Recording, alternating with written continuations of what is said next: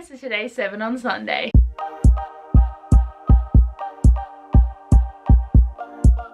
Okay, I'm really excited for today's topic. Like, I feel like the topics for the past couple of months have been like really fun ones, and I'm pretty sure that we are very close to this being a year that 7 on Sunday has been happening, because I've already made like 51 videos, but then I missed 2 weeks, so I think it's happened. Like, this has been going for a year, which is also really exciting, and I'm so excited that Grace has been able to like keep this going, because it's been really helpful to me to have content that I can upload for you guys. Even though I did do my top 5 Tuesday for so long, I stopped doing it, and even though some of the topics I have done on that side of things and I'm bringing it back here, it's just still been really fun. But today we're going to be talking about the books that we didn't think we were actually going to like, but then ended up loving them, and I'm so excited. This is such a fun topic. It's also really good too when you kind of like undersell a book and then you are obsessed with it and it becomes like one of your favorite things. Like, I feel like that's the best way to read, is that it just blows all your expectations out of the park. And even though when you read books that you know you're going to like, it's still fun, and you get so happy when you do end up liking those books, because then it's really disappointing when you don't end up liking that book because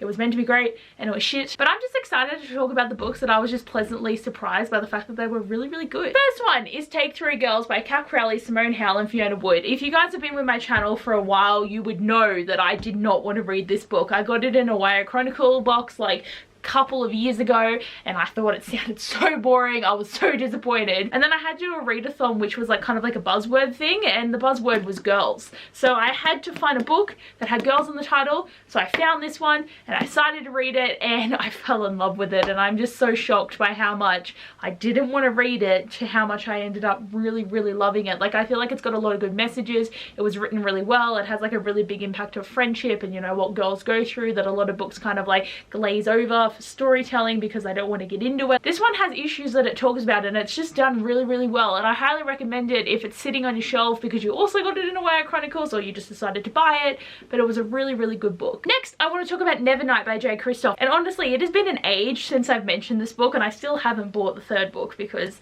I don't know if I am gonna read it or if I'm not. Like, there's no part of me that really cares right now, and I don't even know if we like still have the matching editions. Like, I don't know anymore. But I remember with this book, the first 100 pages was such a drag. It was so boring. The writing was so thick, and I didn't think I was gonna like it. I was just like, oh my god. And I think it was when they got to the assassin school that the shit started to get really good. And reading the 2nd one, it was still so heavy though. Like, this is the only downfall of these books, is for some reason you just feel like such weight is put on you when you're reading them, and the writing can just be so slow. But I ended up loving this story. It was done really well. I loved the idea again of the assassin school. I loved me as a character. I loved all the side characters, and the story just seemed to keep getting better and better. And I do think I enjoyed God's Grave even more because I went into the book straight up knowing that it was going to be heavy, and then the whole story plot was done really well. And I still don't know what happens in the 3rd book. I hope I will eventually find out, but this is definitely one where you got to at least get to like page 150 before you decide to give up or not. The next book I want to talk about is Lady Helen and the Dark Days Club by Alison Goodman. As you guys know, this is like one of my favorite trilogies,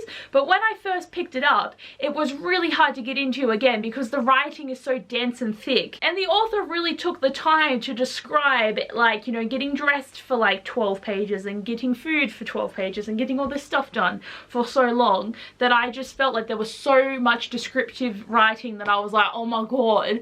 But then as I started to get into it more, and like the stuff about the demons started to evolve, and like the friendship and the relationships started to evolve, I got so into it. I didn't even care about the writing anymore. And by the 3rd book, I was so excited to see what she was writing with and what she dressed in and what she was doing. Like, I got so invested, but it was really hard at the beginning because of how bad the writing was, and also for the fact that this cover is just really ugly, and I just didn't want to pick it up.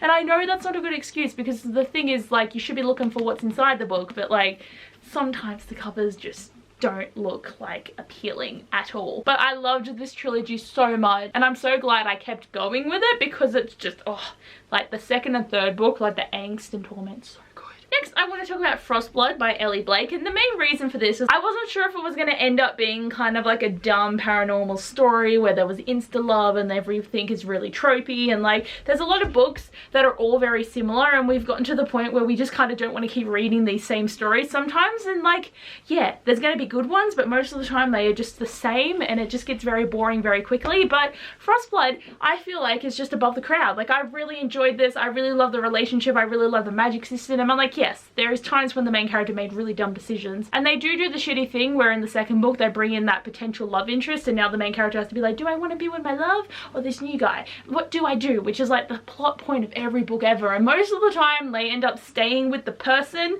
I find that they rarely go off to be with the new person, so it's always like set up for disappointment. I feel like the only time that they end up picking the new person is when it's like the trope of like, you know, your lover from back home, so that like they're kind of talked about as like an in the past thing, but then they always end up coming to fight for you, and then you end up picking the new person. So it's like there's so many times where tropes can just be like so obvious of what's gonna happen, but I just really love the magic system. I really like elemental magic, and this one just surprised me by how good it was. Next, I want to talk about Strange the Dreamer by Laini Taylor. The main reason for this one is because the premise was always so effing confusing that I didn't know what was going on, and I do know that with Laini Taylor, like, she does a lot of the flowery writing, which I do enjoy, but this one felt like it was just going to be a lot of it, and there was, like, believe me, there was. I did give this book 4 stars because there was a lot of writing, there was a lot of descriptions, there's a lot of times where I'm sitting there like, I don't get what's going on.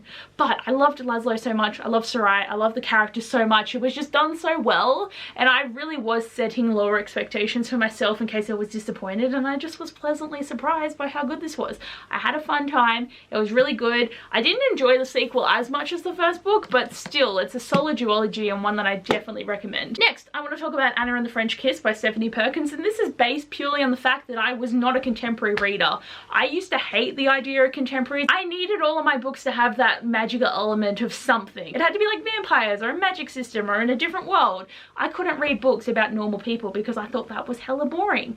But then I joined BookTube and I discovered that everyone loved contemporaries, so I thought I would give it a go. And the first one that I read was Anna and the French Kiss, and I was just shocked by how much I enjoyed this. I enjoyed the whole trilogy, and then I started to put contemporaries in all of my reading, and honestly now I sometimes prefer to read contemporaries because they're just so easy. Like, yes, magic systems and that are fun, but they can be hella confusing, and it's just so much brain power, and I feel like contemporaries have gotten to the point where they're like my comfort reads because they're so easy to read. And I love too now that I've delved into adult contemporaries, but before I only used to read YA contemporaries, so it's like becoming such a big part of my life, and there is so many of them there that I have read, that I also haven't read, but like this is the book that started it all, and I love it for that. And the last book I want to talk about is Aurora Burning by Emmy Kaufman and Jay Kristoff. So this is the second book in the trilogy, and the reason that I'm putting it on this list is that I read Aurora Rising and I really was kind of disappointed. It felt very much like Illuminae. It also felt like another book that I'd read. I wasn't really that invested. I felt like it was all very tropey and very similar to other things that I've read.